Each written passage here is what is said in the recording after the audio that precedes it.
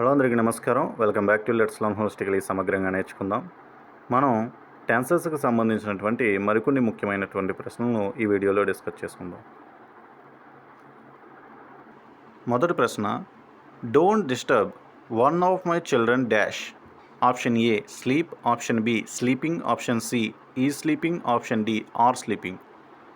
Okay, so ఇక్కడ మనకి keyword ఏంటంటే don't disturb. So don't disturb, listen. So ఇటువంటి వర్డ్స్ వచ్చినప్పుడు మనకు ఖచ్చితంగా అది ప్రజెంట్ కంటిన్యూస్ టెన్స్ అయ్యి ఉంటుందన్నమాట. So don't disturb one of my children. Present continuous tense అంటే subject plus is are am plus V1 plus inform plus object కదా. So ఇక్కడ ఈజ్ పక్కన వర్బ్ వచ్చి ఇన్ఫార్మ్ ఎక్కడ ఉంది? సో ఆప్షన్ సిలో ఉంది కాబట్టి option C is our answer. ఓకేనా? మరి ఈ ప్రజెంట్ కంటిన్యూస్ టెన్స్ ఏదైతే ఉందో ఈ ప్రజెంట్ కంటిన్యూస్ టెన్స్కి ఇంట్రాగేటివ్ ఎలా రాస్తారు? సో ఇంట్రాగేటివ్ ఎలా రాస్తారంటే as it is present continuous టెన్స్లో ఆల్రెడీ ఈజ్ ఆర్ యామ్ అనే హెల్పింగ్ వర్బ్స్ ఉన్నాయి కాబట్టి వాటిని ఫ్రంట్కి తీసుకొస్తే సరిపోతుంది. సో అంటే ఫ్రంట్కి తీసుకొస్తే ఏమవుతుంది? Is are am plus subject plus V1 plus inform plus object. So ఇలా ఇంట్రాగేటివ్ రాయొచ్చు దీనికి. సో ఒకవేళ నెగిటివ్ రాయాలంటే ఎలా రాస్తారు? సింపుల్, నెగిటివ్ ఎప్పుడు రాయాలన్నా హెల్పింగ్ వర్బ్కి నాట్ చేరిస్తే సరిపోతుంది. అంటే ఇక్కడ ఈజ్ ఆర్ యామ్కి, so is are am are so are కూడా ఉంటుంది. సో ఆర్కి నాట్ చేర్చామనుకోండి, అప్పుడు అది నెగిటివ్ అయిపోతుంది. నెగిటివ్ ఇంట్రాగేటివ్ రాయాలంటే ఆ నాట్ చేర్చినటువంటి is am are helping verbs ఏవైతున్నాయో అవి ఫ్రంట్కి తీసుకురావాలి. సబ్జెక్ట్ ముందర తీసుకొస్తే అది నెగిటివ్ ఇంట్రాగేటివ్ అయిపోతుంది. సో అదే దీనికి పాసివ్ వాయిస్ ఎలా రాస్తారు? సో పాసివ్ వాయిస్ ఎలా రాస్తారు? Subject plus is are am plus is are am are plus V1 plus inform plus object కదా. సో ఫస్ట్ పాసివ్ వాయిస్ రాయాలంటే ఆబ్జెక్ట్ అనేది ఫస్ట్ రాయాలి, ప్లస్ నెక్స్ట్ ఏం రాయాలి? సో దీంట్లో ఉన్నటువంటి హెల్పింగ్ వర్బ్స్ని మనం ఉపయోగించాలి. టెన్స్ అయితే మారదుగా. యాక్టివ్ వాయిస్ నుంచి పాసివ్ వాయిస్ నుంచి మార్చినంత మాత్రాన టెన్స్ మారిపోతుందా? మారదు కదా. సో కాబట్టి ఈ టెన్స్లో ఉన్నటువంటి హెల్పింగ్ వర్బ్స్ని మనం ఉపయోగించాలి. అంటే as it is are am or ఈ ఆబ్జెక్ట్ని బట్టి మనం అది సింగులర్ అయితే ఈజ్, అదే ఆబ్జెక్ట్ కనుక ఐ అయితే యామ్, అదే ఆబ్జెక్ట్ కనుక ప్లూరల్ అయితే ఆర్ ఉపయోగిస్తాం. ఉపయోగించి దాని తర్వాత ఎప్పుడు కూడా పాసివ్ వాయిస్లో V3 అనే రాయాలి. ఏ టైమ్స్ అయినా V3 రాయాలి. దాని తర్వాత బై రాస్తాం, తర్వాత సబ్జెక్ట్ రాస్తాం. సో ఇలా ప్రజెంట్ కంటిన్యూస్ టెన్స్కి అన్ని ఫామ్స్ అన్నమాట ఇవి. నెగిటివ్ ఎలా రాస్తాం, అలాగే పాసివ్ వాయిస్ ఎలా రాస్తాం, ఇంట్రాగేటివ్ ఎలా రాస్తాం, అన్నీ కూడా మనం డిస్కస్ చేసుకుందాం. నెక్స్ట్ క్వశ్చన్ చూద్దాం. My friend has well as your directors dash coming at present. Option A is coming, option B was coming, option C are coming, option D were coming. So ఇక్కడ question చదివిన వెంటనే మీకు ఒక keyword కనబడాలి, at present. So at present అనేది present టెన్స్ని indicate చేస్తుంది. Okay, మరి ఇది ప్రజెంట్ సింపుల్ టెన్సా, పర్ఫెక్ట్ టెన్సా, కంటిన్యూస్ టెన్సా అంటే వర్బ్ దగ్గరికి వెళ్ళాలి. సో వర్బ్ అనేది V1 ప్లస్ ఇన్ఫార్మ్ ఉంది. సో అంటే ఖచ్చితంగా ఇది ప్రజెంట్ కంటిన్యూస్ టెన్సే. సో ప్రజెంట్ కంటిన్యూస్ టెన్స్ కాబట్టి మరి ఈజ్ ఉపయోగించాలా, ఆర్ ఉపయోగించాలా? మరి ప్రజెంట్ కంటిన్యూస్ టెన్స్లో ఈజ్ యామ్ ఆర్ ఏదైనా ఉపయోగించవచ్చు హెల్పింగ్ వర్బ్స్ కింద అనుకున్నాం. అది ఎవరు డిసైడ్ చేస్తారు? సబ్జెక్ట్ డిసైడ్ చేస్తుంది. ఇక్కడ సబ్జెక్ట్ ఏంటి అంటే అఫ్కోర్స్ వర్బ్ ముందు ఉన్నటువంటి మొత్తం కూడా సబ్జెక్ట్ అవుతుంది. అంటే ఇదంతా కూడా సబ్జెక్టే. సో దీంట్లో మీరు గమనిస్తే 2 సబ్జెక్ట్స్ ఉన్నాయి. ఒకటి మై ఫ్రెండ్ అనేటువంటి సబ్జెక్ట్ 1, రెండోది యువర్ డైరెక్టర్స్ అనేటువంటి సబ్జెక్ట్ 2. ఈ సబ్జెక్ట్ 1నే సబ్జెక్ట్ 2ని కలిపేటువంటి చూడండి ఇక్కడ హ్యాస్ వెల్ యాజ్ అనేటువంటిది ఉంది.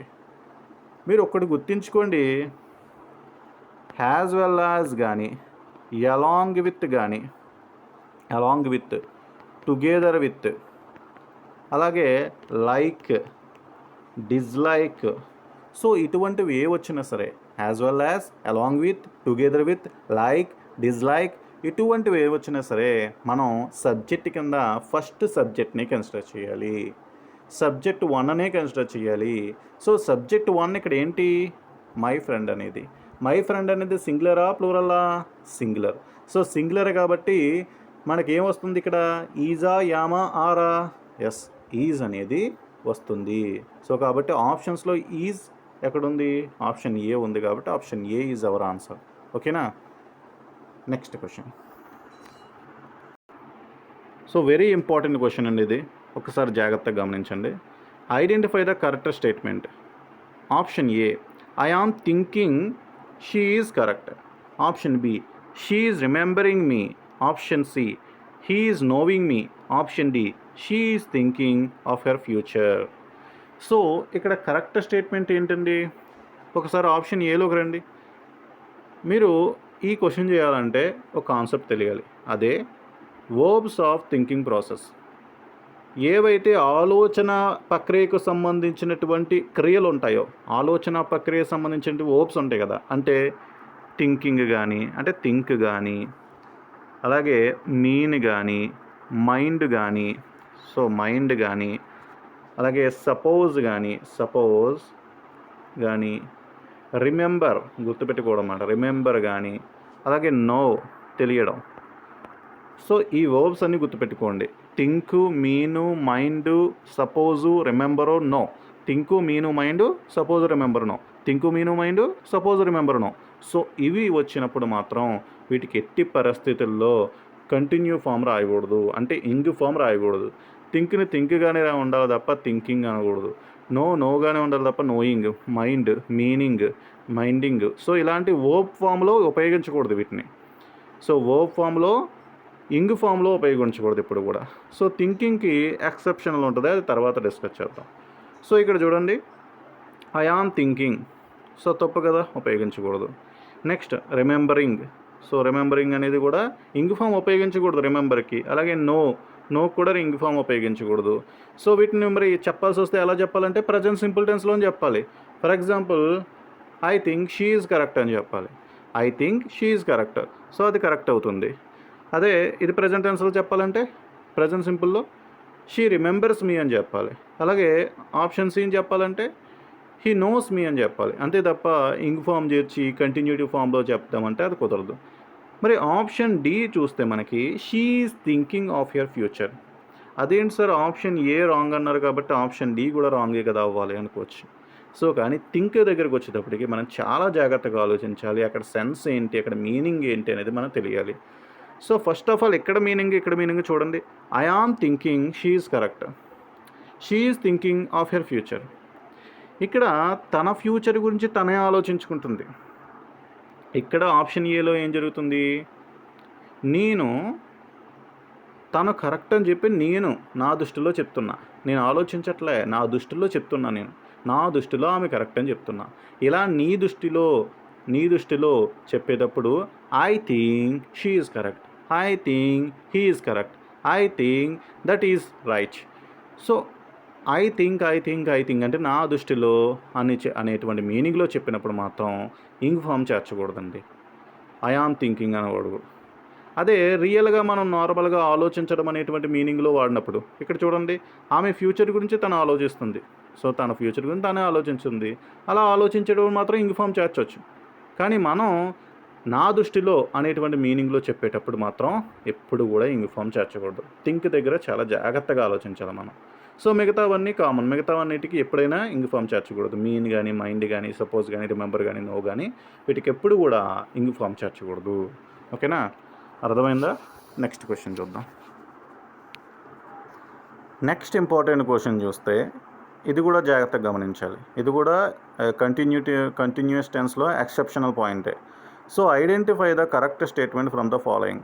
Option A, she is belonging to China. I am belong to India. She is having a car. I am having my breakfast. So correct statement ఏది? Option A చూస్తే she is belonging to China. So మీరు ఒక్కసారి గుర్తుపెట్టుకోండి, పొజిషన్కి సంబంధించి అంటే కలిగి ఉండడం అంటాం పొజిషన్ అంటే. ఆ పొజిషన్కి సంబంధించి, ఓనర్షిప్కి సంబంధించి మీకు ఏ వర్బ్స్ వచ్చినా ఆ వర్బ్స్కి ఇంగ్ ఫామ్ అనేది చేర్చకూడదు. సో ఆ వర్బ్స్కి ఎగ్జాంపుల్గా మనం ఐ హ్యావ్ ఏ కార్ అంటాం. అంటే పొజిషన్ కదా, నేను కలిగి ఉన్నానని అర్థం కదా. సో అటువంటి వాటికి. అలాగే belong, so the site belongs to India, so ఆ స్థలం ఇండియాకి చెందింది అంటే ఓనర్షిప్ కదా. సో అలాగే మనకి ఓనర్షిప్, అలాగే పొసెస్ అంటే కలిగి ఉండడం, అలాగే కన్సిస్ట్ అంటే కలిగి ఉండడం, కలిగి ఉండడం. సో ఇలా కలిగి ఉండడం, యాజమాన్యం, ఇలాంటి అర్థాన్ని ఇచ్చేటువంటి వర్బ్స్కి ఎప్పుడు కూడా ఇంగ్ ఫామ్ ఎట్టి పరిస్థితుల్లో చేర్చరాదు. సో ఇక్కడ మనకి షీ ఈజ్ బిలాంగింగ్ టు చైనాకి చెందినటువంటి ఆవిడే కాబట్టి ఇది అటువంటి మీనింగే కదా ఇస్తుంది, పొజిషన్ ఓనర్షిప్ మీనింగే కదా ఇస్తుంది. కాబట్టి ఇక్కడ ఇంగ్ ఫామ్తో బిలాంగ్ చేర్చకూడదు. అలాగే నెక్స్ట్ చూస్తే I am belong to China. So అసలు ఇక్కడ మీనింగే మారిపోతుంది. యామ్ వచ్చినప్పుడు ఇంగ్ ఫామ్ రావాలా, సో ఇంగ్ ఫామ్ రాలేదా, సో ఇంగ్ ఫామ్ వస్తే తప్ప. సో కాబట్టి ఇది మొత్తానికి సెంటెన్స్ స్ట్రక్చరే తప్పు. Next she is having a car, so తప్పు కదా. సో ఎప్పుడు కూడా పొజిషన్కి మనం ఇలా ఇంగ్ ఫామ్ చేర్చకూడదు. మరి ఆప్షన్ డి ఎందుకు correct, I am having my breakfast. So ఇక్కడ ఎక్సెప్షనల్ పాయింట్ అదే. సో హ్యావ్ అనేది పొజిషన్ కలిగి ఉండడం అనేటువంటి మీనింగ్తో ఉపయోగించినప్పుడు ఇంగ్ ఫామ్ చేర్చకూడదు, కానీ మిగతా సందర్భాల్లో చేర్చవచ్చు. సో ఇక్కడ I am having a breakfast అంటే భోజనాలకు సంబంధించిన పదాలు వాడినప్పుడు I am having a breakfast, I am having my dinner, there are having lunch. So ఇలా భోజనానికి సంబంధించి, లంచ్కి సంబంధించి, డిన్నర్కి సంబంధించి, బ్రేక్ఫాస్ట్ సంబంధించి ఇలా సందర్భాల్లో హ్యావ్ అనేది ఇంగ్ ఫామ్లో మనం వాడచ్చు అన్నమాట. సో అది ఎక్సెప్షనల్ పాయింట్. అదే పొజిషన్కి సంబంధించింది అయితే అప్పుడు ఎట్టి పరిస్థితుల్లో ఇంగ్ ఫామ్ చేర్చకూడదు. ఓకేనా. నెక్స్ట్ క్వశ్చన్ చూద్దాం. Ramana are his parents dash just now. Option A go, option B has gone, option C have gone, option D going.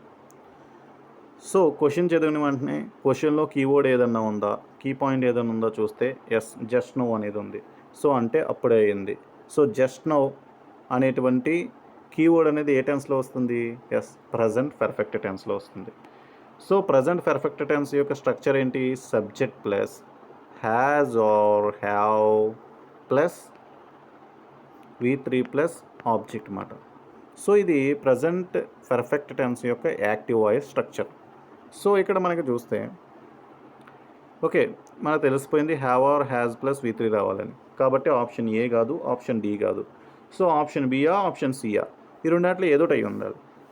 ఏమవ్వాలి, హ్యాజ్ వస్తుందా హ్యావ్ వస్తుందా అంటే మనకి సబ్జెక్ట్ సింగులరా ప్లూరల్ అనేది తెలియాలి ఫస్ట్. సో ఇక్కడ మనకి సబ్జెక్ట్ ఇదంతా కూడా సబ్జెక్టే. సో దీంట్లో మనకి ఆర్ అనేటువంటి కంజంక్షన్ ఈ రెండింటిని వేరు చేస్తుంది, రెండు సబ్జెక్టులను వేరు చేస్తుంది. ఒకటి రమణ అనేటువంటి సబ్జెక్టు, రెండు హిజ్ పేరెంట్స్ అనేటువంటి రెండో సబ్జెక్టు. మరి సబ్జెక్ట్ 1ని కన్సిడర్ చేయాలా, సబ్జెక్ట్ 2ని కన్సిడర్ చేయాలా, మన వెర్బ్ తీసుకోవడానికి దేన్ని కన్సిడర్ చేయాలంటే ఇక్కడ మీకు జాగ్రత్తగా గమనించండి. ఆర్ కానీ, నార్ కానీ, నైదర్ నార్ కానీ, ఎయిదర్ ఆర్ కానీ, నాట్ ఓన్లీ బట్ ఆల్సో కానీ ఇవే వచ్చినా సరే, or nor neither nor either or not only but also ఇవేమన్నా సెంటెన్స్లో కనబడుతుంటే, సబ్జెక్ట్లో కనబడుతుంటే మనం ఖచ్చితంగా సబ్జెక్ట్ 2నే కన్సిడర్ చేయాలి. సబ్జెక్ట్ 2ని కన్సిడర్ చేస్తే ఇది ప్లూరల్లో ఉంది, హిజ్ పేరెంట్స్ ప్లూరల్. కాబట్టి ప్లూరల్ ఉంటే మనం హ్యావ్ తీసుకుంటాం కదా, కాబట్టి హ్యావ్ గాన్. ఓకేనా. మరలా చెప్తున్నా, మనకి సబ్జెక్ట్లో has well as, along with, together with, like, dislike. So ఇటువంటివి ఏ వచ్చినా సరే మనం ఫస్ట్ సబ్జెక్ట్ని కన్సిడర్ చేయాలి. అదే are, nor, neither nor, either or, not only but also ఇటువంటివి ఏ వచ్చినా సరే అప్పుడు సెకండ్ సబ్జెక్ట్ని కన్సిడర్ చేయాలి. సెకండ్ సబ్జెక్ట్ మీన్స్ వర్బ్కి దగ్గరగా ఉన్న సబ్జెక్ట్, ఇక్కడ వర్బ్ అంటే వర్బ్కి దగ్గరగా ఇక్కడ ఓ సబ్జెక్ట్ ఉంటుంది, ఆ సబ్జెక్ట్ని కన్సిడర్ చేయాలి. ఓకేనా. సో కాబట్టి ఇక్కడ option C is our answer. Next question. Identify the sentence which is in the present perfect tense. Option A I have had my dinner. Option B she has had her dinner. Option C, they have just come. Option D, she had never come. Option E, above all. So first of all ఈ క్వశ్చన్కి answer చేసే ముందు అసలు present perfect tense గురించి ఒకసారి discuss చేద్దాం. Already మనం discuss చేసాం subject plus has or have or has plus V3 plus object అనేది దీని యొక్క స్ట్రక్చర్. ఇది ఏ స్ట్రక్చర్? ఇది యాక్టివ్ వాయిస్ స్ట్రక్చర్. మరి పాసివ్ వాయిస్ స్ట్రక్చర్ చెప్తారా? సో పాసివ్ వాయిస్ స్ట్రక్చర్ అంటే ఆబ్జెక్ట్ ప్లస్ అగైన్ టెన్స్ మారదు కదా, పాసివ్ వాయిస్ అయినా అగైన్ హ్యాజ్ ఆర్ హ్యావ్ వస్తుంది. సో హ్యాజ్ ఆర్ హ్యావ్ వచ్చి ఏమొస్తుందంటే ఇక్కడ మధ్యలో బీన్ అనేది వస్తుంది అన్నమాట. సో బీన్ అనేది వస్తుంది. బీన్ వచ్చిన తర్వాత మళ్ళీ సేమ్ మిగతాది అంటే V3 plus by plus object. So ఇలా వస్తుంది అనమాట. అంటే అదే సబ్జెక్ట్ అంటే పాసివ్ వాయిస్లో object plus has or have plus been plus V3 plus by plus object. So అదే సబ్జెక్ట్ని ఆబ్జెక్ట్ కింద ఆబ్జెక్ట్ని సబ్జెక్ట్ కింద రాస్తాం కాబట్టి సబ్జెక్ట్. ఓకే, సో ఇది పాసివ్ వాయిస్ స్ట్రక్చర్. అలాగే ఇంట్రాగేటివ్ ఎలా రాయాలి దీనికి? సో ఇంట్రాగేటివ్ ఎలా రాయాలి?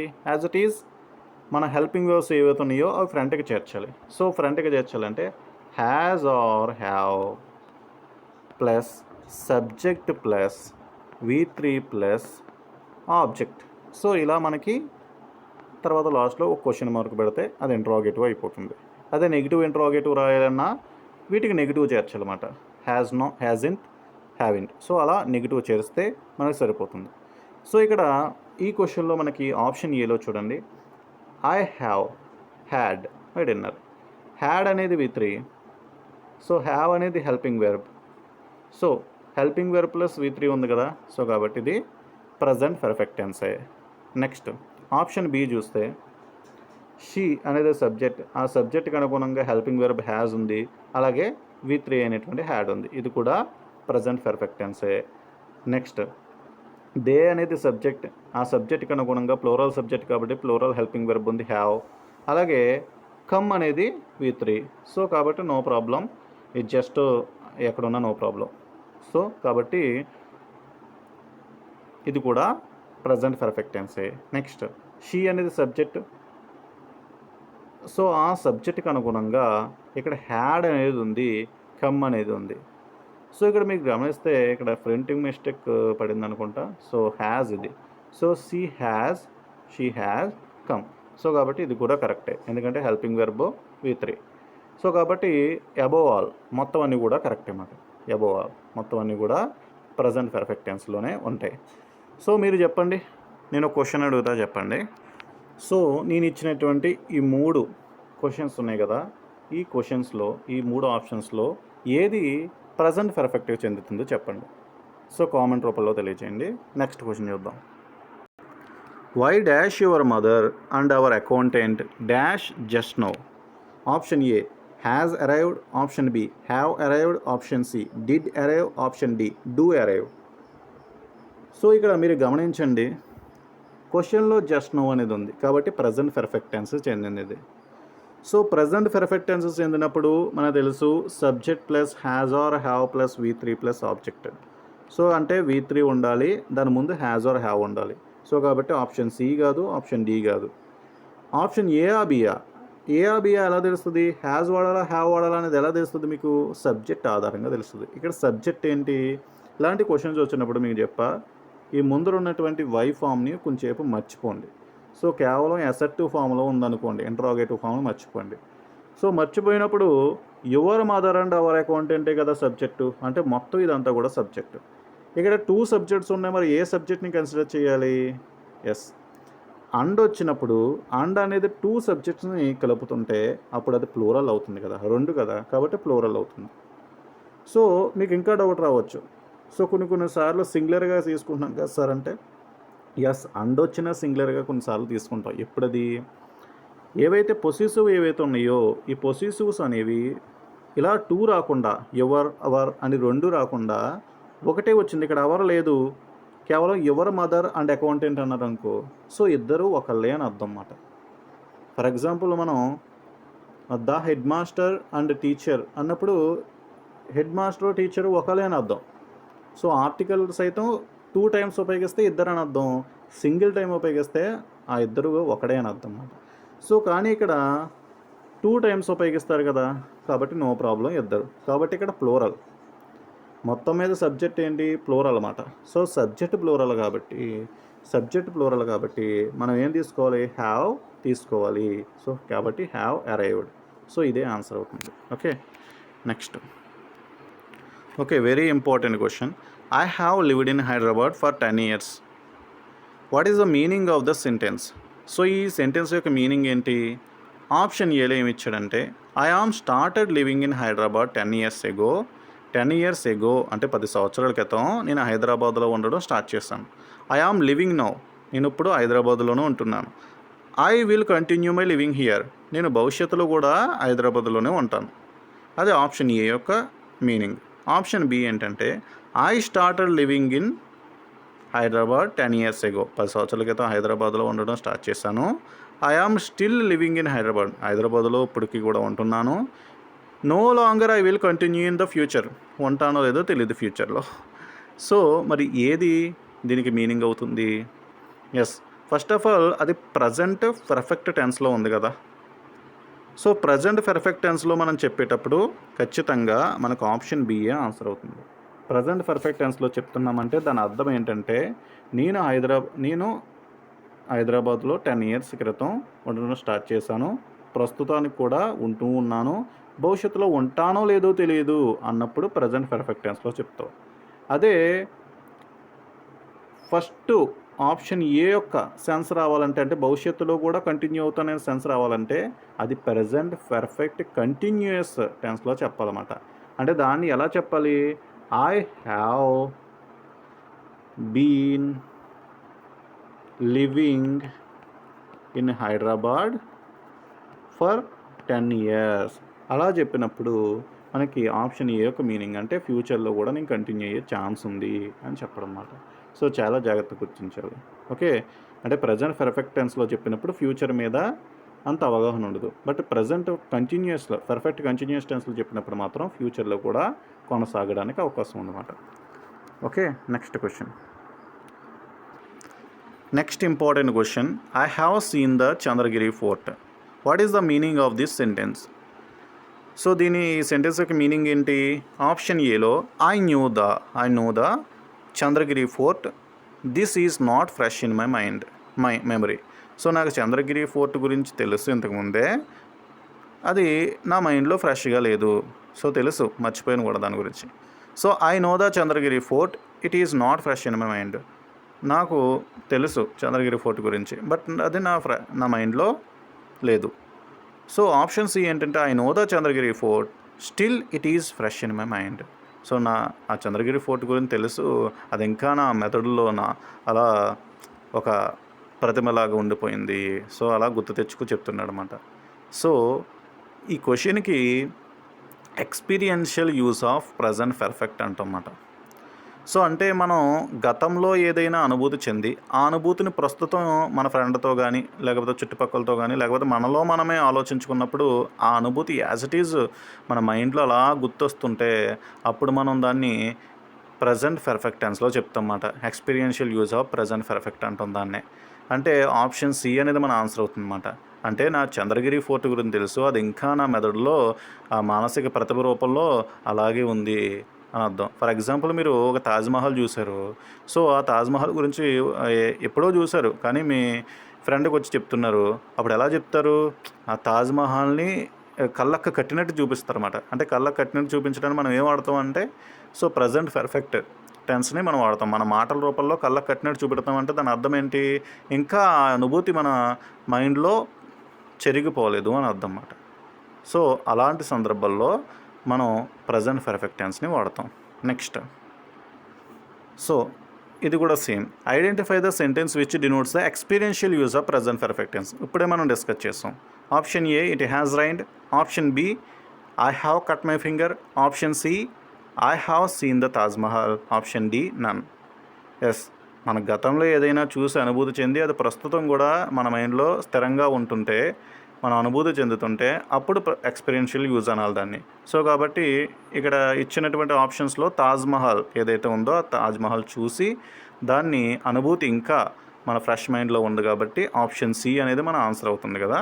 సో కాబట్టి option C is our answer. Identify the sentence which is in present perfect tense. The criminal has been arrest, the news have been read, neither of them has been arrested, she has a broken chair. So option A చూడండి, the criminal has been arrested. ఇది present perfect tense అయినా? ఒక్కసారి మీరు present perfect tense యొక్క passive ఫామ్ను గుర్తు తెచ్చుకోండి. Passive form ఏంటి? Object plus has or have plus been plus V3 plus subject. So has or have plus been. So ఇది ఎక్కడ ఉందో చూడండి, has been arrest. So arrest ఎందుకు వస్తుంది? V3 రావాలి కదా, V3 రావాలి కదా. సో కాబట్టి ఇది wrong. Next, the news have been read. So ఇది కరెక్ట్గానే ఉంది అని మనకు అనిపించే లోపే ఒకటి గుర్తుంచుకోవాలి, సబ్జెక్ట్గా ఆధారంగా వర్బ్ ఉందో లేదో గుర్తుంచుకోవాలి.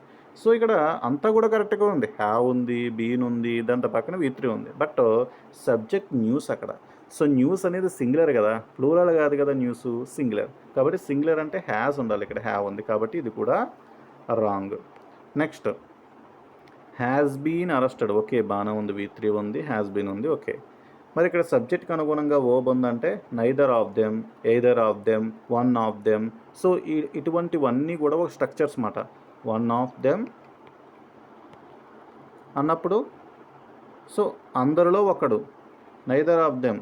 సో అంటే సింగులర్ మీనింగ్ ఇస్తాయి ఇవన్నీ కూడా. సో కాబట్టి సింగులర్ వర్బ్ని యూజ్ చేయాలి, అంటే హ్యాజ్ అనేది సింగులర్ వర్బ్ యూజ్ చేస్తారు కాబట్టి ఇది కరెక్ట్. నెక్స్ట్, మరి నెక్స్ట్ ఎందుకు wrong? She has a broken chair. So ఇక్కడ మీరు గమనిస్తే హ్యాజ్ అనేది ఉంది, బ్రోకెన్ అనేది ఉంది. సార్ మరి కరెక్టే కదా సార్, యాక్టివ్ వాయిస్లో హ్యాజ్ ప్లస్ V3 వస్తుంది కదా. హ్యాజ్ ప్లస్ V3 వస్తుందని కానీ హ్యాజ్కి V3కి మధ్యలో ఆర్టికల్ వస్తుందని చెప్పుకోలేదు కదా. ఇక్కడ చూడండి, ఏ ఉంది కదా ఆర్టికల్ ఎట్టి పరిస్థితుల్లో రాకూడదు.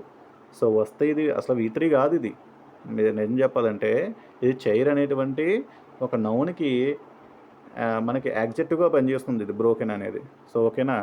సో కాబట్టి ఇక్కడ ఇది ప్రజెంట్ పర్ఫెక్ట్ టెన్స్ కాదు, ఇది నిజం చెప్పాలంటే ఇది ప్రజెంట్ సింపుల్ టెన్స్ అండి. ఓకే, ప్రజెంట్ సింపుల్ టెన్స్, ఇది V1గా పనిచేస్తుంది, మెయిన్ వెర్బ్ అది. సో ఓకేనా. సో కాబట్టి ఆప్షన్ సిఎస్ అనేది మన ఆన్సర్ అవుతుంది. సో ఇదండి మన డిస్కషన్ ఈ రోజుకి సంబంధించినటువంటి క్వశ్చన్స్. సో మరలా మరికొన్ని క్వశ్చన్స్తో మరలా కలుసుకుందాం. Thank you.